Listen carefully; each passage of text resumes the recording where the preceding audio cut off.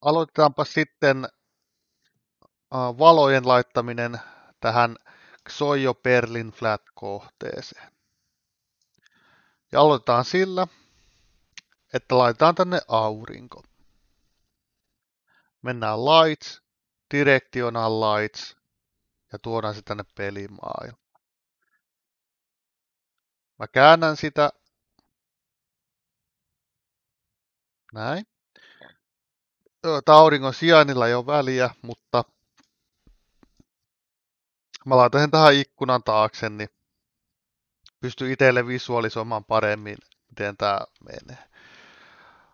Sitten mä säädän tähän kulmaa vähän paremmin. Olisiko vähän ehkä alemmaksi jopa. Olisiko vaikka näin ja ehkä vähän sivulle päin noin. Ja aurinko paistaisi tästä kulmasta. Tää on ihan hyvä.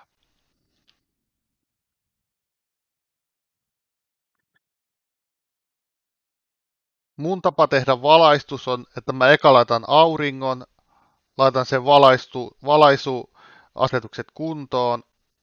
Sitten mä laitan ne skylightin, laitan sen valaisuasetukset kuntoon. Ja sitten laitan erilaisia sisävalaisimia. Ja aina kun ensin tekee yhdet valaistukset, niin kaikki muut valaistukset pitää sillä välin pois päältä, että näkee vain, miten se yksi tietty valo vaikuttaa. Ja nyt kun meillä on vaan auringonvalo, niin katsotaan, miten tämä vaikuttaa. Laitan valon mobility-asetukseen stationary, koska mä haluan, että ensinnäkin tämä valo pomppii täällä, niin ei missään nimessä movaplea. Mutta mä kuitenkin haluan samalla, että tämä tekee dynaamiset varjot. Jos tästä joku vaikka pelaaja tai joku muu kävelisi, niin se tekee kuitenkin ne varjot tänne. Huomioon pitää ottaa kuitenkin se, että stationary tosiaan tekee myös staattiset varjot. Joten jos meillä on jotain tuoleja tai muita täällä, mitkä liikkuu, niin näistä esineistä pitää erikseen napata pois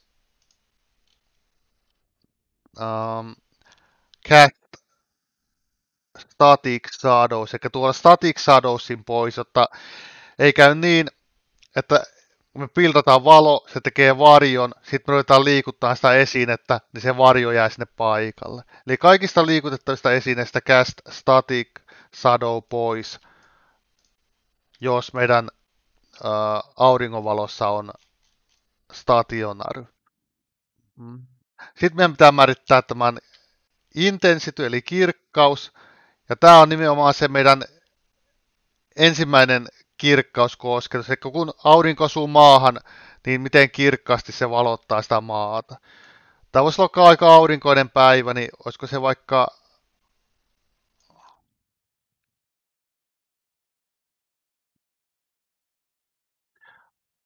5.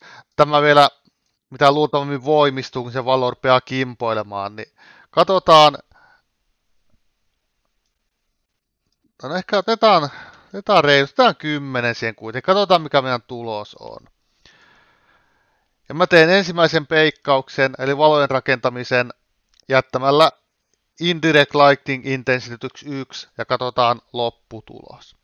Joten mennään Build ja Build Light. Mutta oikeastaan ennen kuin rakentaa valot, niin tuodaan tänne yksi tärkeä esine, mikä pitää aina olla, jos me rakennetaan valoja. Eli mennään Volumes ja Light Mass importaan se volume. Tämä pitää aina olla, kun tehdään staattisia valoja. Tämä kertoo tälle Unreal Enginelle, että mitkä kohdat on niitä tärkeimpiä valojen rakentamisen kannalta. Ja tämä editori keskittyy ainoastaan tähän alueeseen. Yhdessä kartassa voi olla useampia lightmass importance volyymeja, eli ei tarvitse levittää sitä tosi iso alueeseen, vaan voi ottaa useita eri kohtiin, mitkä on omasta mielestä tärkeimpiä. Tässä tapauksessa tämä koko rakennus on tärkeä, niin mä peitän sen kokonaan. Ja sitten build. Eli tosiaan volumes ja lightmass importaan se volyyme. Näin. Nyt meidän valo on rakennettu ja me huomataan, miten hyvin se valo täällä kimpoilee. Eli me saatiin tämä koko huone käytännössä tämmöiseksi, että me nähdään, mitä täällä on rakentamalla valo. Ja tämä valohan peitti oikeasti vain muutaman kohdan täältä, eli nämä, mitkä näkyy tosi vaaleana, niin näistä se rupesi kimpoilemaan ja näin hyvin koko huone valottu. Seuraava askel on ruveta miettimään, että jos me oletetaan, että näin kirkas aurinko tulisi tänne, niin jäisikö tämä loppuosa tästä huoneesta kuitenkin näin pimeäksi? Ja en mä usko, että tämä jäisi näin pimeäksi, vaan kyllä tämä olisi aika valoissa, tämä koko huone pelkästään tällä auringon valolla, jos mietitään, että se olisi näin kirkas valo tulisi tänne. Joten me tehdään uusi valojen rakennus, ja siihen me muutetaan Indirect Lightning Intensity. Siihen voisi vaikka, tämä on aika pieni rakennus, ei mitään mahdottomia laiteta, mutta esimerkiksi voisi koittaa vaikka 5.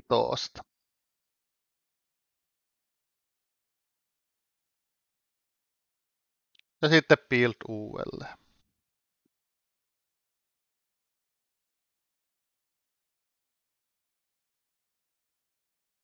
Noin. Nyt me rakennettiin Indirect Lightning Intensity 5.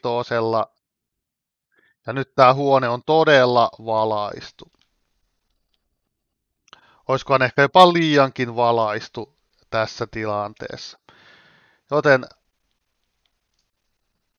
mä muutan Indirect Lightning Intensityksi. Mä ajattelin, että tämä ehkä on 3 on aika lailla sopiva tähän aurinkoon. Ja mä jätän sen niin. Mä luotan siihen, että se on hyvä. Eikä nyt meidän auringonvalo on valmis. Seuraavaksi, siirrytään seuraavaksi tuohon Skylightiin. Eli Skylight oli niin sanottu ambient-valo, jonka tarkoitus on boostata tätä alkuperäistä valoa, minkä tämä meidän aurinko tuo tänne. Ambienttivalo ei ole ihan pakko käyttää, jos ei halua, mutta yleensä se on laitettu tänne se Skylight. Jotta Skylight toimii, niin meillä piti olla se Skysphere tai käyttää jotain HDR-kuvaa. Tässä tapauksessa mä tuon Skysphereen tänne, eli kirjoittaa Display Actorin Sky, eipä löytynyt sieltä. No toinen vaihtoehto löytää Skysphere ja mennä Enkine-kontenttiin ja kirjoittaa Sky. Ja täältä löytyy PP Skysphere, joten tuodaan se tähän pelimaailmaan näin. Laitetaan se lokaation 000, eli resetti noin. Nyt meillä on taivas täällä, joka on jossain satunnaisessa pyörimissuunnassa, joten laitetaan niin, että tämä pyörimissuunta menee tämän meidän auringon mukaan. Ja se on sisäänrakennettu ominaisuus tässä Skysphereessä, eli painetaan Skyspherea ja laitetaan Directional Actoriksi tämä meidän aurinko. Meillä on vain yksi aurinko, joten tässä on vain yksi listassa näin. Ja sitten painetaan Refresh Material ja me saatiin aurinko. Eli tässä kulmassa kun aurinko on, me saatiin tämän näköinen taivas sitten. Sisältäpäin katsottuna meillä on tämmöinen rusko täällä. Jos me halutaan itse tuunata tätä valoa, me voidaan ottaa tämä Directional Light Actor pois ja alkaa itse muuttamaan sunheighttia.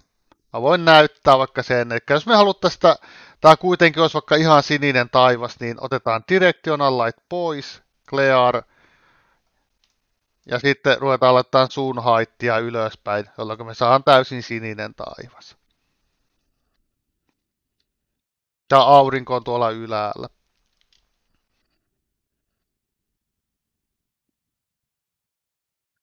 Voidaan käytännössä tästä rotaationista pyörittää, jos me halutaan auringon sijaintia sitten muuttaa. Laitetaan se kuitenkin tuonne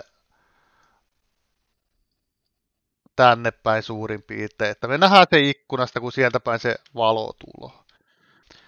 Mutta kuten sanottu, jos haluat, että se on oikeasti vastaa sitä, minkälainen niin ilmarusko täällä olisi ollut, niin Directional Actorin voi laittaa tähän ja painaa Refresh Material.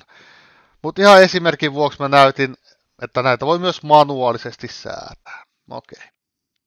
Mä tykkään, että on sinertävä piha. Nyt kun meillä on Skysphere, niin me voidaan tuoda se Skylight tänne, joten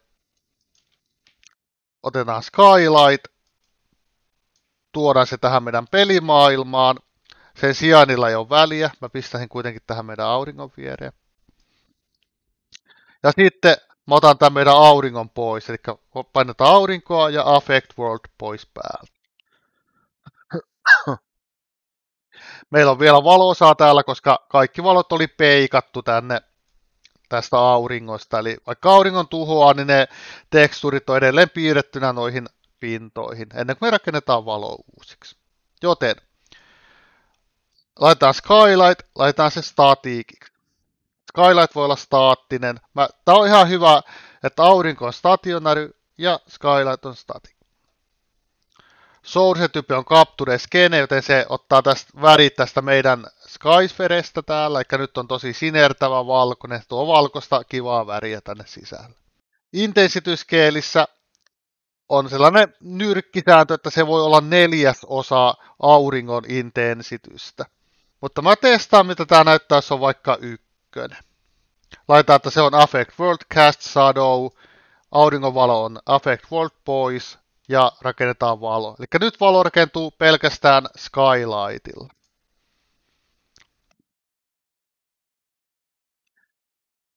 Tämä on hyvä tapa, että yksi valo kerrallaan koittaa, miten paljon se vaikuttaa skeneen, niin sitten pystyy havainnoimaan, että miten paljon kukin valo tuo sitä boostia tänne meidän kokonaiskuvaan.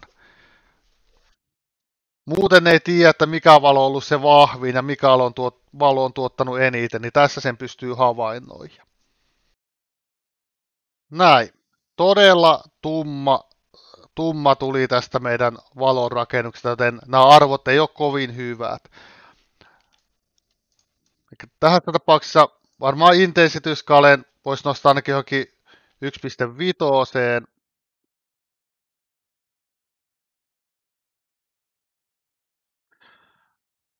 Ja laitetaan indirect lighting intensity vaikka 2.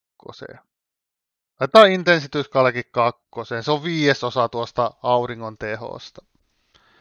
Ja sitten se vähän kimpoiloo ja tehdään uudelleen valonrakennus.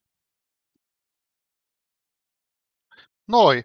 Nyt valo on rakentunut ja me nähdään, että tämä tuo tämmöistä jonkinlaista ambienttia tänne. Eli me saadaan näistä seinistä tämmöistä boostia tähän meidän pintoihin. Jos me haluttaisiin, että me saadaan erityisen tarkat myös nämä pohjat, niin silloin me oltaisiin voitu ottaa tämä lower hemisphere ja muuttaa tämä musta valkoiseksi, jolloin tämä saisi sen alkuperäisen värin tämä meidän pohja tästä. Mutta tämä on ihan hyvä näin. Hyödynnetään tätä Skylightia, eli tässä voi olla Indirect Lighting 2 ja Intensity Scale 2, ja tämä on päällä. Ja laitetaan tämän lisäksi päälle myös Directional Light, eli Affect World. Ja nyt tehdään valojen rakentaminen, kun nämä molemmat on yhdessä. Mä muutan jopa vielä tätä vähän isoa. Mä pistän 2.5 tuohon Skylightiin.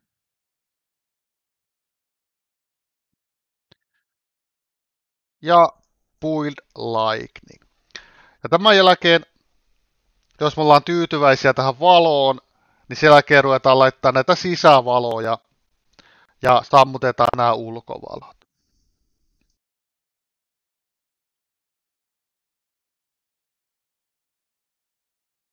Noin.